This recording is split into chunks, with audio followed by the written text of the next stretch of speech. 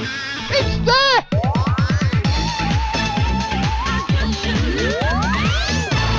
Holy moly, this one's going to go big. Hello and welcome back to the channel. So then, what's this? Degsy worked out a method for himself. I'd be the first to admit it sounds unlikely, but it is true, and I'm going to demonstrate it for you in the emulator because the layout has now been released and I've had a little play around with it, and the thing that I did back in the day works on this layout. So it's the machine on the left here called Criss Cross Jackpot, which is a PCP machine which was released in 1990. You can just about, if you have a look there, I think we're a little bit too small on the screen here, but at full 4K resolution you can just about make out the letters there, MCMXC, and if you know your Roman numerals that means 1990, and that would be right because I played this machine, Criss Cross Jackpot, in an arcade in Bury when I was at college. Now I was at college from September of 1992, whenever I took my A-level, so that would have been, what, May 1992, and they had this machine in an arcade in Bury, so we are fully going back maybe 28 or 29 years since I last saw a real one of these, and it was only the release of the layout that jogged my memory. Without the layout having been released over at Desert Island Fruits and me having seen the screenshot of it, I could have never in a million years have remembered this machine, the name of the machine. I couldn't have told you what company made it. I couldn't have told you what cabinet it was in or anything like that. So it was only when it was released over at Desert Island Fruits by Vectra. This is a Vectra layout, so thank you very much to Vectra for this. It was released at the back end of October. You can see there, Criss Cross Jackpot, £4.80 DX. And as soon as I saw the picture of it, I was like, oh my God, I remember that. That is the fucking machine that they had in that arcade in Bury. That I made quite a bit of money out of it off my own kind of bat. I worked something out on it for myself. Now, it's not the best thing in the world, I'll be the first to admit, but I made money on this machine until they got it sorted. So then, let's go to the machine itself. As you can see, it's a fairly typical kind of low-tech of the day. Not a huge amount going on. Looks to me like it's a rebuild on a JPM cabinet.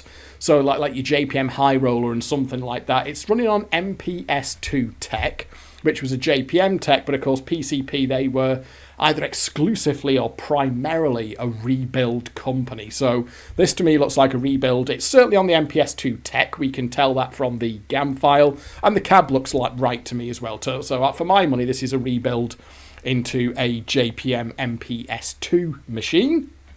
And it's a fairly basic low-tech. You've got 2 win lines, you've got 3 nudges, hold after nudges works, and you can also gamble your wins. Any win that you get, you can gamble all the way up, hopefully. It's just a simple up-down dapple, and you can gamble it up to a £2.40 plus repeat chance. Also, the name of the machine, Criss Cross Jackpot, you can see there that your jackpot pays crisscrossed across the 2 win lines. So all your other wins have to be either on the bottom or the top win line, but your jackpot can be in any configuration. So let's just put a few quid in and just have a look at what we're talking about. So like I say, it's not the most exciting machine in the world, so we'll have a couple of pounds in and we'll see what's going on. We'll see if we can get a win on it. So there we are. So we've got a nudge. Put that in. Doesn't hold after nudges there. One thing it can do, by the way, is the reels are configured in such a way that you can get 2 wins at the same time. So you can have, like, I don't know, say bells on the bottom win line and melons on the top win line. It will add them together, so you can get 1 win per win line at the same time, as it were. So you can get 2 wins at once. Let's just see if we can get a win. We'll see, maybe hopefully see what the gamble's all about and that kind of thing. Well, there we are. So it's held after nudges for cherry. So that's just a straight, we know what to do for that. And there we are. So that's £1.20. And now it's just a simple, there's no kind of skill involved. But, oh, we didn't manage to gamble it up there. So that's it. That's kind of the whole thing going on. I mean, let's just see if we can get a jackpot out of it as well. Oh, this is actually true skill, by the way. If you, I didn't actually stop it on 3 there. If you stop that on 3, it won't shit. Oh, now that actually held after nudges there, did. So we've got £2.40 repeats. That's pretty pleasant, isn't it?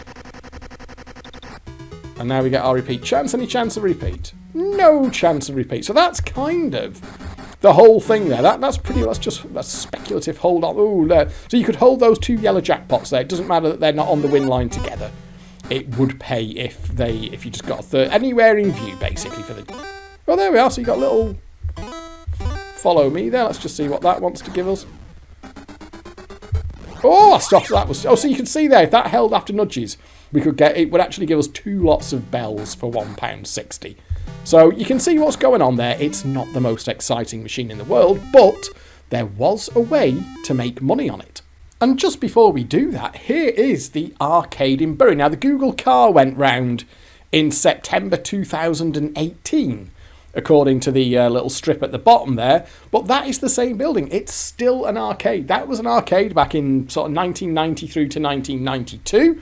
And it's still an arcade now. But depending on where you put the Google car, can you see it's an Admiral? Watch what happens if we go a bit closer. It turns into a Noble. So obviously it's been a few different things over the years, but that I think, if I had to have it, oh Christ, it's something different again. Look, it's the Rock, and fucking hell, Google, that is really interesting. Look, we've got the Rock amusements from there, we've got Noble's amusements from there, what is it from over here? And then it's Admiral again. So I think if I had to have a guess, well, there it's back to the Rock. I would say it was a Quicksilver. I want to say Quicksilver, but it's always been an arcade. It's still an arcade in the year. Well, July 2008, that one is.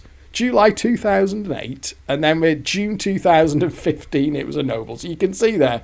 Looks like it, one way or another. And there we are, September 2. That's the most recent one, September 2018. It was an Admiral. But it has been an arcade forever and ever. Now, what happened is, before I actually show you the little method on it, what used to happen is I would go into that arcade almost every fucking day, because I was at Bury College, you see. So let's have a look at Bury here. So there's Radcliffe. That's where I lived, in Radcliffe. And what we do, you'd either get the bus or you get the train later, the Metrolink, into Bury Town Centre. And I was down at Bury College and Peel College there, and obviously Bury Town Centre, not very far away. And there's the Rock. There you are. That's that roundabout that we were just looking at, and that's where the arcade is there. So obviously it wasn't very far away to get to that arcade, and they knew me pretty well in there. I was a regular. I was in there, like I say, most fucking days. I was really, really bad. I would often go there. I was often the first person in. That was the other thing, because they opened, I don't know, did they open at, 9:30, 10 o'clock, something like that? I'd often go, whatever time it was, I would often be in there, like early doors, and there'd just be like me and 2 members of staff in there, and I would go there before I had a lecture. Sometimes I would stay in the arcade when I should have been at a lecture, and they got to know me pretty well. We were all on first name terms with each other, and they'd give me cups of tea and sandwiches and stuff. You've got to keep the addicts fed and watered, haven't you? And I would go in there, like I say, most fucking weekdays. If it was a college day, there was a very good chance that I would end up in that arcade. It wasn't a bad little arcade. You can see there, it's not the widest frontage, but it was quite deep. It was kind of long, but fairly narrow. And what they had 1 line of machines down the left-hand side, 1 line of machines down the right-hand side. They had room for some machines in the middle, and down against the back wall, they had a couple of video games and a pinball.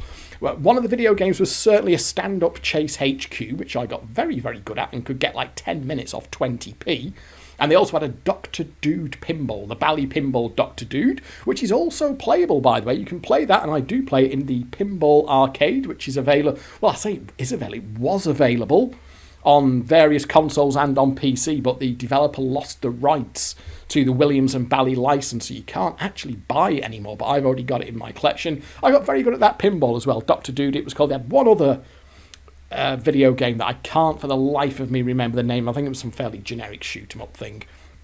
And on a good day, what I would do is play the video games and the pinball, and I could get I could amuse myself for like an hour or more for like £1 or maybe £2. But obviously what I often did was played the fruit machines instead, and they had a reasonable selection in there. The £4.80 jackpot was out, but it hadn't been around for that long. So there were quite a few 10p £4 machines in there, like Joker's Wild, I remember they had in there. They had some of the shiny new 20p £4.80 games, like BFM's Flashback was certainly in there, the compulsory 777 Heaven and all that lot. And they also had a couple of 5p machines against the back wall. I do remember they had a cash alarm in there, which was on a 5p play.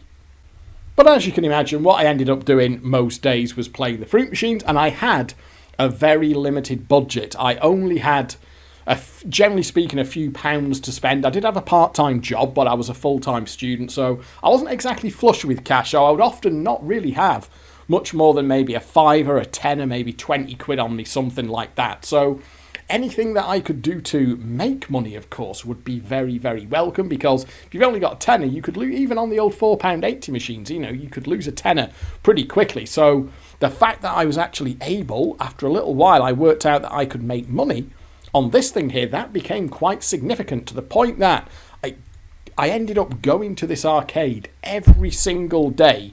Even if it wasn't a day when I would have perhaps normally have gone there, I would go there just to play this machine and take a few pounds profit out of it. And I did that consistently until they got it sorted. So let's have a look at what we're actually talking about here, because I've been flanneling on for a bit. So let's put a couple of quid in.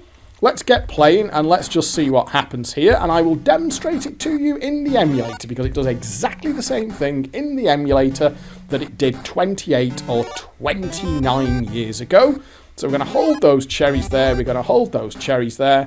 Now then, I'm going to tell you what it's going to do next. I'm going to hold those cherries again, and what it's going to do is give me one nudge. It's going to indicate it's given me one nudge, but in actual fact, it's given me two nudges. That's going to happen on the next spin. There we are. It says one nudge, but it's going to let me nudge this middle reel twice. Watch this. Now, I'm going to tell you what's going to happen next. It's going to lose the gamble to 80p, and then it's going to hold the win. Can you see there? It's held the win. Now it's going to lose the gamble again, down to 80p. Now it's going to hold the win, again. And now it's going to gamble up to £2.40. I promise you. This is going to gamble all the way up to £2.40. There we are, £2.40. And this is not going to repeat. It will never, ever, ever, I promise you it will not repeat. Let's take our repeat chance. No. Now I'm going to put 20p in, and it's going to give me a tic-tac-toe on the hold buttons. And then it's going to give me nudges, true skill nudges for cherries. There we are. Now this is the bit where it's going to let me, can go one of two ways. It's going to win the gamble once. Now it can lose or it can carry on up. Most of the time it loses, but sometimes it goes up. And it's gone down. So there we are. I've just taken £5.20 out of the machine. And I am actually, if you look at my stats there, because I've just reset my stats, let's have a look. I've put £2.20 in. And I've taken £5.20 out. That means, of course, that I am £3 in profit. Now, I know what you think. Well, that's all very well and good, Degsy. Congratulations, you've won £3. But what use is that if you don't know what and when it's going to do? But, of course, I did know what it was going to do then. And I'm going to show it to you again. So what's going to happen here? I'm going to do 4 spins. And on the 4th spin, it's going to give me a hold on those cherries. There we are, and we've seen this before. It's going to hold once, it's going to hold twice, and then it's going to hold a third time. Then it's going to give me that nudge, which is actually 2 nudges. We know how this plays out. Now it's going to lose this gamble, then it's going to hold. Then it's going to lose the gamble, and it's going to hold again. And now it's going to win the gamble all the way up to £2.40, which won't repeat. There we are. There's my £2.40. It won't repeat. No repeat. We're going to put 20p in, and we're going to get a tic-tac-toe. Now I've got to hit this on 3 nudges, which you can do because it always follows the same pattern there. You might always go straight up like that after a couple of little gapples down below. Going to win the first gamble, and it can do one, and it's lost down again. And that one it has lost down again. And there we are. I've taken £5.20 out again, which equals a profit of £3. Now, I was doing a little bit of judicious pausing on the Bandicam there, so you couldn't see exactly what I was doing. But I guess a few of you are ahead of me here, and you've already worked out what was going on. But now I will reveal the magic trick beneath this. Let me go into configuration here and do clear RAM. So what that's going to do, it's effectively going to factory reset the machine. This is if the machine was being turned on for the very first time. There we are. It's now reset. That's a factory reset. Let's put a couple of quid in. Let's play them off, and let's just one more time so we know what's going to happen. We're going to get hold on those cherries on the 4th hold. There we are. 1, 2, and then 3 for our 1 nudge, which is actually 2 nudges. There we are. Gamble, lose, hold. gamble, lose, hold. And then gamble up to £2.40. Ding, ding, ding, ding. It's never going to repeat in a million years.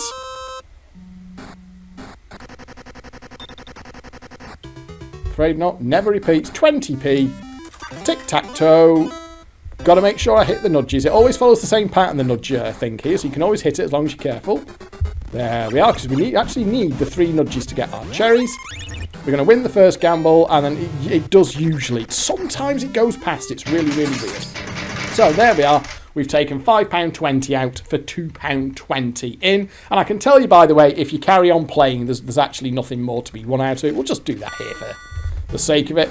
You can't actually win any more out of it at this point. You are just going to start losing your profit at this point if you carry on playing it. Let's just... there's nothing worth holding there. I'll just give it one more pound. But you can see here that I'll probably... Remember, we were only £3 in profit, and that's £2 of it gone back in already. We'll just see it out. I mean, we could hold that, I suppose. Doesn't matter. You can't seem to... Oh, what was that there? That actually flashed up to £2.40 there, didn't it?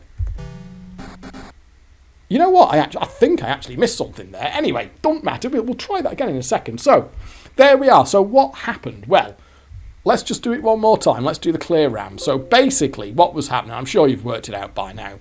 What had happened on this machine was the battery-backed RAM was fucked on it. I'm sure we all know how real fruit machines work, but just for clarity, what they have, they've got a little battery on the motherboard, usually connected to the motherboard, soldered to the motherboard, and what that does is that preserves the state of the machine when it is turned off. Because if you think about it, you turn off a fruit machine, you pull the plug out, it's got no electricity going into it, but it needs to remember where it's up to, it needs to remember if it's due to pay, if it's due to take, where its percentage drift is at, and all that kind of thing. So what they've got, they have a small amount of RAM in them. That's random access memory, and that memory, of course, is what's known as volatile. And just for clarity there, you can see there, volatile memory is computer storage that only maintains its data whilst the device is powered. Most RAM used for primary storage in personal computers is volatile memory. And so it was with fruit machines, you see. They had a small amount of volatile RAM. And the problem with that, that's fine when it's plugged in and it's turned on, but when it's turned off, it needs a way to remember where it's up to. And that would be the battery in the machine would apply a very small amount of power to that RAM chip so that the machine could remember where it was up to from one day to the next, so they can turn it off at the end of the day when the arcade closes, turn the machine back on the next morning, the contents of that volatile memory have been preserved, and the machine will carry on from where it was up to, and we know that the emulator emulates that behaviour with the RAM file, which is basically the emulator's version of that battery-backed RAM. Now, what had happened on this Criss Cross Jackpot, at this arcade in Bury Town Centre, was the battery had gone. The battery had gone on the motherboard. So what happened is every day when they turned the thing off, when they turned it back on the next day, it was if it had just been turned on for the first time, i.e. a factory reset.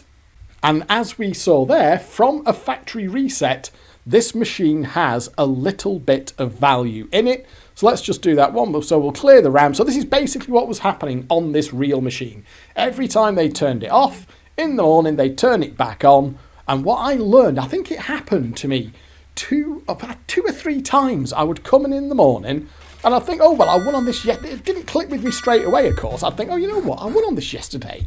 I'll just try it again. And what I started recognising fairly early was this pattern. You get the first hold on the cherries, which you don't hold, then you hold the cherries like this, and then on the third hold, it gives you the one nudge that's 2 nudges. So you gather, well, it lost last time, or it's lost again. Oh, it held last time. Well, I remember it did this. And then I lost the gamble again. And then it held again. Oh, fuck, it's held again. Well, hang on a minute. This let me gamble out to £2.40 last time. Oh, my God, it's just done it again. Now, at the time, I didn't understand, of course. I've only found out subsequently how fruit machines actually work. And then, of course, you put another 20p in. So at the time, I had no idea that what it was, what was inside fruit machines so that they... Oh, God, I'm sorry, I was too busy yapping there. I missed the pattern. I might actually miss this now. Oh, there, I managed to hit it. I missed the fucking pattern there. There we are. So, oh, you can see there, it's done, you see there, it did something different. It actually went up to £2.40 there. So you can see there, oh, and by the way, it never gambles up to the £2.40 repeat. So if it gets to £2.40, you should actually just collect it. So I did actually fuck up there. But you can see that I've won a £3.80 there instead of £3. And if you do it optimally, if it gambles up to £2.40, you should just always collect it at £2.40 because it always loses to the gamble from £2.40 to £2.40 plus repeat chance. So just take your £2.40. So that puts your profit at somewhere between £3 and £4.20 a day. You multiply that by 5 and you're making the best part of £20 in a week. So the penny dropped with me. It did it 2 or 3 times and I'm like, this machine follows a pattern. When I play it in the morning, it always follows the same pattern. So what I got into the habit of doing was going to that arcade every single day and I made a beeline for that machine there and I took my somewhere between £3 and £4.20 profit out of it. And I kept doing that every single day for quite some time. And I kind of kept quiet about it as well. I didn't make a big song and dance about it. I was like, just kind of minded my own business, came into the arcade, sort of said hello to the staff. But obviously it's going to start looking a little bit sus. I was trying to be sort of cagey about it because I thought, this is just free money here. I'm taking free money out of this thing. But the staff noticed, the staff did cotton on. It went on for quite a while. I got away with it for the best part of 3 or 4 weeks. But one day when I came in, and fair play to the staff, they did actually tell me, said, oh, by the way, Degsy, just to let you know, we've fixed that machine. You're not going to be winning on it every day when you come in. And they did explain, and they did actually go into they did explain to me that there was a battery that had gone flat in it.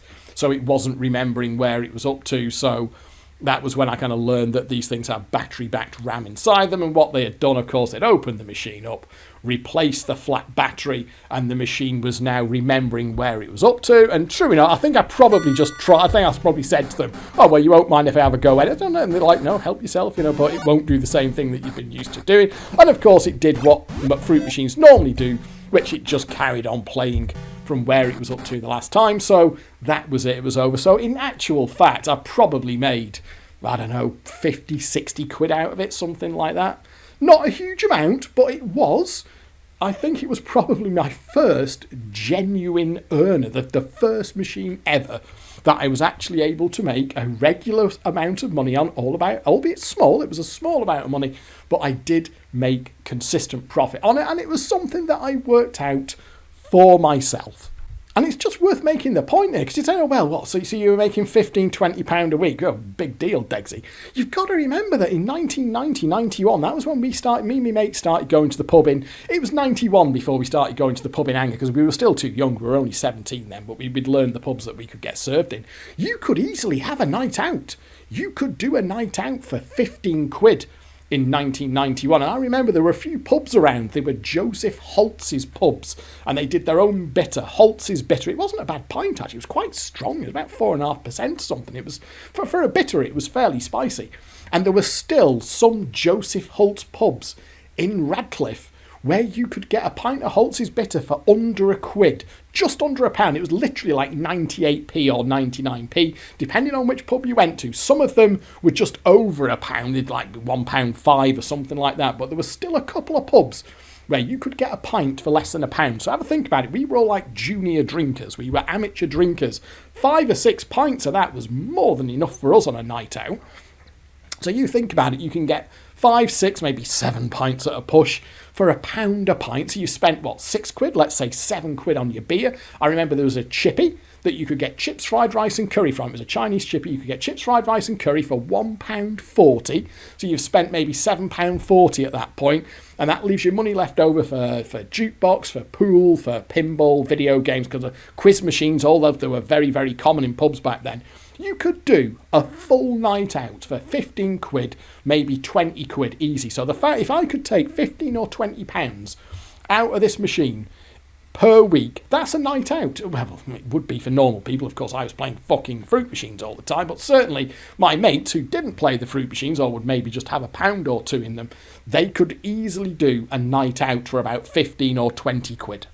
In fact, look, this is in Radcliffe. You can see there. This is on Blackburn Street in Radcliffe. That you can tell that used to be a pub. You can see there by the building that was obviously a pub. Now that was one of the Holtz's pubs in Radcliffe. That you could get a pint for like 98p or 99p in there. That was one of the pubs that we used to go into in the centre of Radcliffe. That was one of the pubs where you could get a pint for £1. This building here was a pub as well. That's the Bridge is still a pub. That was a pub back then. The Bridge Tavern.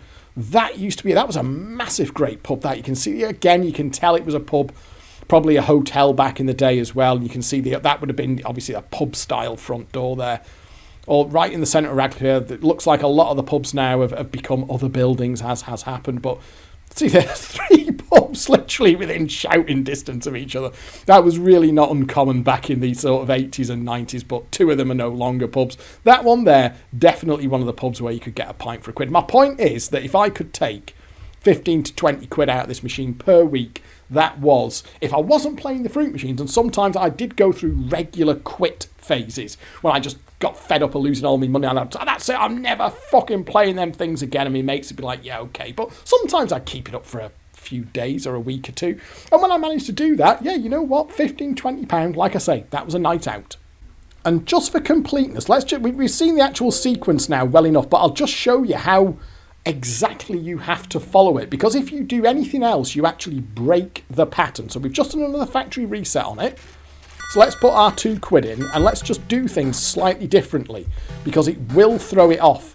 So for example, if for no particular reason you just hold those melons there, it's now into, and you can see here, it's now into a different pattern. Now that's not to say, that's not to say that there won't necessarily still be some value in it. Oh, there we go. So you know what? There may be other ways to. So we've got £3.20 in tokens. Is that necessarily better though? But you can actually, whatever you can do. There we have got our 3-hold. Whatever you do, you can actually repeat it. Well, this may actually be a better way. What you'll find is, but this wasn't the one that I did. Whatever. If there was a better way of doing it, my point is there that. If there was a better, so what have I done? Have I potentially done a little bit better? We put a token, just so you never know, get a hold. So that's, well, 560 out. So you can see there. So that would be. But the problem there, of course, we've got tokens, and the way that I did it was cash. Play around with this yourself. I tried it a few different ways, and basically, if you do anything different from what I showed to start with, it will go off down a different path, but it will do the same thing. Now, I'm guessing the reason that this works in the emulator is I would imagine that this never got rechipped. Obviously, these were pretty, PCP, they did kind of economy rebuilds, so they're not the kind of machines that you would expect to be rechipped. The whole point of companies like PCP is they did rebuilds, they sold the machines cheap, they were fairly basic, the idea being that there wasn't too much on them, so there'd be not much to them rather, so there'd be no need to fucking rechip the things. So that probably explains why, best part of 30 years later, nearly fully 30 years later, it still plays exactly the same in the emulator as it did in that arcade in Bury in the year 1990, 1991. But yeah, feel free to have a play with it yourself. All you need to do, you can see what I did there. And you want to do it on any machine, by the way, you just go to Configuration, Clear RAM. It will do exactly what it says. It also helpfully clears the stats for you as well. It resets the long-term statistics, and that will do a factory reset on the machine. And you can play around with this, but the one thing that I wanted to show myself, I mean, feel free to have a go with it yourself. You might be able to work out something better, because whatever path you send it down, it always does the same thing. So, in the way that I did it here, but I mean, I don't know what would happen. So we know what's going to happen if I hold it 3 times. Let's just not hold it and see how it copes with that, see what it does instead. Oh, we brought in cherries anyway.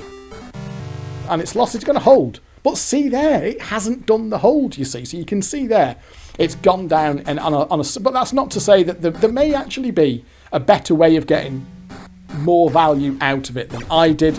But I was quite happy with my £3 to £4.20 a day cash profit that I was able to take out of it. Let's just see if we can get a hold on that. No, we're not going to get a hold on that. Let's just collect our 80p. There we are. So, you know, I was actually going to do blue chip as well. I don't know anything about blue chip in terms of was there anything on it or anything like that, but I'm seeing that we're coming up to the half-hour mark anyway, so I'll do blue chip another day, because I just want to have a little blather on about that as well, but we'll leave it there. We'll try and get it in at the half-hour mark. So, there you go. Thank you very much for watching. I hope you have enjoyed this video, and I'll catch up with you next time. But for now, as ever, it is goodbye.